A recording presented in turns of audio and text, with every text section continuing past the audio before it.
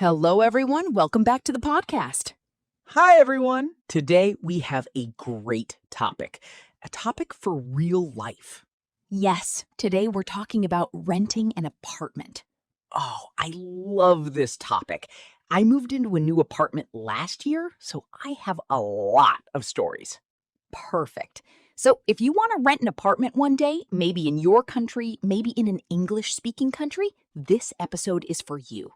And remember, we will use simple English. If you hear a hard word, don't worry, we will explain it.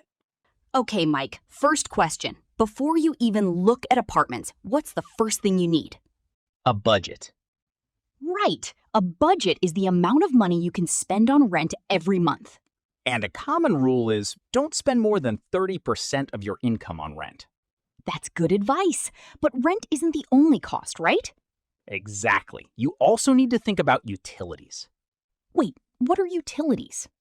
Good question. Utilities are services like electricity, water, and gas. Sometimes they're included in the rent, sometimes they're not. Ah, I understand. So always ask the landlord, is that included or separate?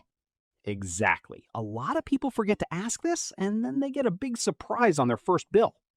Vocabulary box. Budget, the amount of money you can spend. Rent, the money you pay every month to live somewhere. Income, the money you earn. Utilities, services like electricity, water, and gas. Included, already part of the price. I asked, is this negotiable if I sign a 12-month lease? And what did you say? That's true. When I rented my apartment, the landlord asked for $1,500 a month. In many places, the first price isn't always the final price, especially for a longer lease. Ah, yes, negotiating. This means talking about the price and trying to make it lower or asking for better terms. Now, let's talk about something a lot of people find stressful, negotiating the rent. And what happened? He agreed to $1,450, so I saved $50 every month. Nice, that adds up over a year.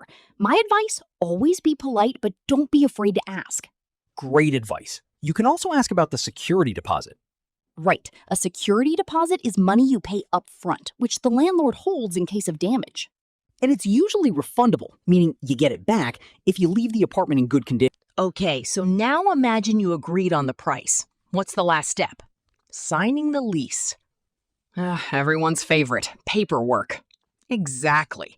The lease is a document that explains all the rules. How much rent, when it's due, how long you're staying, and what happens if something breaks. Right, and it's very important to read everything carefully before you sign. Definitely. For example, some leases don't allow subletting. What's subletting? Subletting is when you rent your apartment to someone else, like if you leave for a few months. Ah, I see. So always check that rule if your plans might change. And also ask, what happens if I need to break the lease early? Good point. Usually you need to give notice, like 60 days, before you move out. Vocabulary box. Lease, the legal rental contract. Sign, to write your name on a document to make it official. Sublet, to rent your place to someone else. Break the lease, to end the rental agreement early. Give notice, to formally inform someone in advance.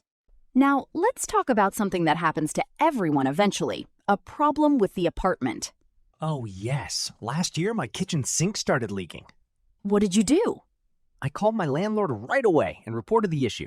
Good move. It's always better to report a problem quickly, before it gets worse. He sent a plumber the next morning and it was fixed fast. And who pays for repairs like that? Normal wear and tear is usually the landlord's responsibility. Right. Wear and tear means normal damage from everyday use, not damage you caused on purpose. Exactly. If you break something carelessly, that's different. You might have to pay for it yourself.